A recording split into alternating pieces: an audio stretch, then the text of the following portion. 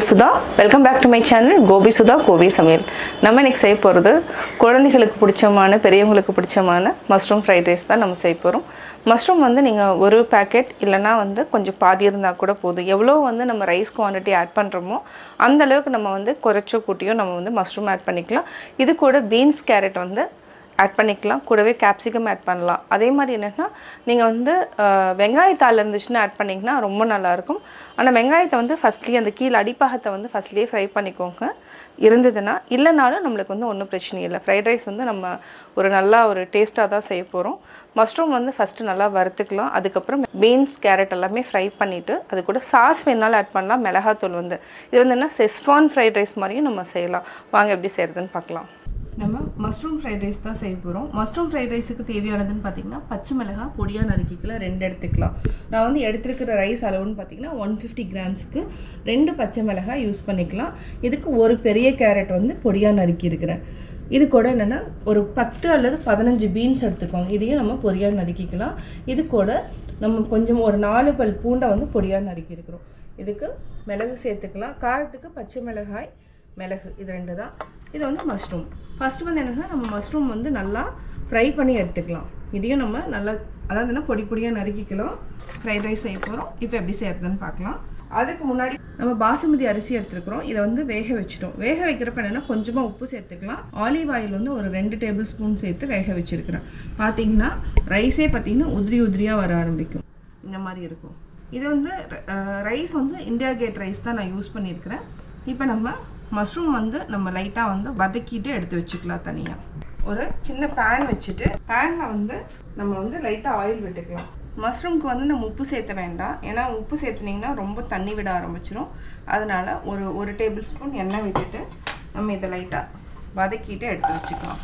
இது நம்ம ஒரு 2 நிமிஷம் வரைக்கும் நம்ம நல்லா வதக்கிக்கலாம். 2 நிமிஷம் அல்லது 1 நிமிஷம் நீங்கள் பாருங்கள். நல்லா சுருங்கினதுக்கப்புறம் நம்ம வந்து எடுத்துடலாம். எண்ணெய் பார்த்தீங்கன்னா அப்படியே எடுக்கணும். ஃபுல்லாக ட்ரை ஆகிடுச்சு பாருங்கள். இது வந்து ஒரு 2 மினிட்ஸ் வதக்கினதுக்கப்புறம் நம்ம தனியாக எடுத்து வச்சுக்கலாம். மஷ்ரூம்லேயே பார்த்தீங்கன்னா 92% வாட்டர் கண்டென்ட் வந்து நிறையா இருக்குது. அதனால வந்து இது என்னென்னா நீங்கள் வெஜிடபிள்ஸ் இது மாதிரி மஷ்ரூமில் பார்த்தீங்கன்னா அதாவது நீர்ச்சத்து வந்து நிறையா இருக்குது. அதாவது என்ன நிறையா காய்கறிகளில் வந்து நீர்ச்சத்து இருக்கிற மாதிரி மஷ்ரூம்லேயும் நீர்ச்சத்து இருக்குது. இது வந்து விட்டமின் டி இருக்கக்கூடியது. இது வந்து விட்டமின் டி குறைபாடு இருக்கிறவங்க வந்து மஷ்ரூம் இப்படி எடுத்துக்கலாம். இதை வந்து லைட்டாக வந்து மிளகாத்தூள் மசாலா சேர்த்தும் நம்ம சாப்பிட்லாம். இந்த மாதிரி ஃப்ரைட் ரைஸும் பண்ணி சாப்பிட்லாம். இது குழந்தைங்களுக்கு பார்த்திங்கன்னா ரொம்ப நல்லது. எலும்பு வளர்ச்சிக்கு வந்து ரொம்ப ரொம்ப நல்லது. அதாவது மஷ்ரூம் இப்போ இதை வந்து என்னன்னா கொஞ்சம் ட்ரை ஆகட்டும். தண்ணி ட்ரை ஆனதுக்கப்புறம் நம்ம தனியாக எடுத்து வச்சுக்கலாம். இது பார்த்திங்கன்னா ஆல்மோஸ்ட் ஒரு நிமிஷம் ஆகிடுச்சு. இன்னும் 1 நிமிஷம் வதங்குச்சுன்னா தண்ணி வந்து அப்படியே ட்ரை ஆகிடும். இது பார்த்திங்கன்னா நம்ம மஷ்ரூம் வந்து நல்லா வெந்துடுச்சு. இதுக்கு லைட்டாக நம்ம உப்பு சேர்த்து பெரட்டி தனியாக அப்படியே இந்த பேன்லேயே வச்சுக்கலாம். ஆஃப் பண்ணதுக்கப்புறம் உப்பு சேர்த்திக்கலாம். ஏன்னா இல்லைன்னா ரொம்ப தண்ணி வந்து வெளியில் வந்துடும். அதனால நம்ம கம்மியாக வர்றதுக்குனால நம்ம லேட்டாக வந்து உப்பு சேர்க்கணும். அவ்வளோதாங்க. இது அப்படியே இருக்கட்டும். அடுத்தது நம்ம ஒரு பேன் வச்சுக்கலாம். பேனில் 2 டேபிள் ஸ்பூன் நம்ம எண்ணெய் விட்டுக்கலாம். எண்ணெய் விட்டதுக்கப்புறம் பொடியாக நறுக்கின பூண்டு எடுத்துக்கலாம். இது கூடயே பச்சை மிளகாய். இது வந்து காரத்துக்கு நல்லாயிருக்கும். அதாவது எண்ணெயில் வதங்குறப்ப என்னென்னா இந்த காரம் ஃபுல்லாக எண்ணெயிலேயே போய் சேர்ந்துடும். இது கொஞ்சம் நெடிவரம் கொஞ்சம் கேர்ஃபுல்லாக இருக்கணும். அதே மாதிரி செரிக்கவும் ஆரம்பிக்கும். சிம்மில் வச்சுட்டு நம்ம நல்லா ஃப்ரை பண்ணி எடுத்துக்கலாம். இது கூட என்னென்னா நீங்கள் ஸ்ப்ரிங் ஆனியன் வேணாலும் சேர்த்துக்கலாம். நான் வந்து ஸ்ப்ரிங் ஆனியன் சேர்க்கலை. அதுக்கு பதிலாக என்னென்னா இந்த வெஜிடபிள்ஸ் மட்டும் ஆட் பண்ணி செய்கிறேன். கேப்சிகமும் ஆட் பண்ணிக்கலாம். இந்த ரெண்டுமே நம்ம வந்து அதாவது என்ன குழந்தைங்களுக்கு பிடிக்கலங்கிறதுனால ஆட் பண்ணல. நீங்கள் வந்து கட்டாயம் ஸ்ப்ரிங் ஆனியனும் குடமிளகாயும் ஆட் பண்ணிக்கோங்க. அவ்வளோதான். இது கூட நம்ம ஃபஸ்ட்டு பீன்ஸ் ஆட் பண்ணிக்கலாம். பீன்ஸ் ஆட் பண்ணலாம். கேரட் மேற்கொண்டு காய்கறிகள் வந்து அதாவதுன்னா முட்டைக்கோஸ் கூட ஆட் பண்ணிக்கலாம். அதுவும் நல்லாயிருக்கும். பட் மஷ்ரூமோட காம்பினேஷன் பார்த்திங்கன்னா முட்டைக்கோஸ் பார்த்திங்கன்னா நல்லா இருக்காது. அதனால் மஷ்ரூம் ஃப்ரைட் ரைஸ்க்கு ஆட் பண்ணாதீங்க. இப்போ நம்ம கொஞ்சமாக உப்பு சேர்த்துக்கலாம். பீன்ஸ் வந்து நல்லா வதக்கிட்டு இருக்கிறேன். இதுக்கும் நம்ம உப்பு சேர்த்துக்கலாம். உப்பு வந்ததுன்னா பீன்ஸ் கேரட் 2க்குமே சேர்த்துக்கலாம். கேரட்டையும் ஆட் பண்ணிக்கலாம். அப்படியே சேர்த்து நல்லா வதக்கி விடுங்க. குக்கிங் டைம்னு பார்த்தீங்கன்னா ரொம்ப லெஸ். அதாவதுன்னா ரொம்ப வேகக்கூடாது வெஜிடபிள். இது வந்து என்னன்னா ஃபாஸ்ட் ஃபுட்டாக தான் இருக்கணும். அப்போ தான் ஃப்ரைட் ரைஸ் ரொம்ப நல்லாயிருக்கும். இது 1 நிமிஷம் வரைக்கும் நல்லா வதக்கிக்கலாம். பீன்ஸ் கேரட் வந்து நல்லா ஒரு 50% அளவுக்கு நல்லா வெந்துருச்சு. நம்ம கொஞ்சமாக மிளகாத்தூள் ஆட் பண்ணிக்கலாம். ஏன்னா செஸ்வான் ஃப்ரைட் ரைஸ்க்கு எப்போவுமே என்னென்னா மிளகாத்தூள் ஆட் பண்ணியே ஆகணும். இது கூட 1 டேபிள் ஸ்பூன் அளவுக்கு நம்ம சாஸ் ஆட் பண்ணிக்கலாம். சாஸ் ஆட் பண்ணிவிட்டு நல்லா மிக்ஸ் பண்ணிடுங்க. இது வந்து ஆப்ஷனல் தான். காரத்துக்கு வேணும்னா பச்சை மிளகாய், அதே மாதிரி பெப்பர், இந்த மிளகாத்தூள். இப்போ நம்ம வதக்கி வச்சுருக்கிற மஷ்ரூமையும் ஆட் பண்ணிக்கலாம். அடுத்து நம்ம ஆல்ரெடி வந்து குக் பண்ணி வச்சுருக்குறோம் இந்த ரைஸையும் ஆட் பண்ணிக்கலாம்.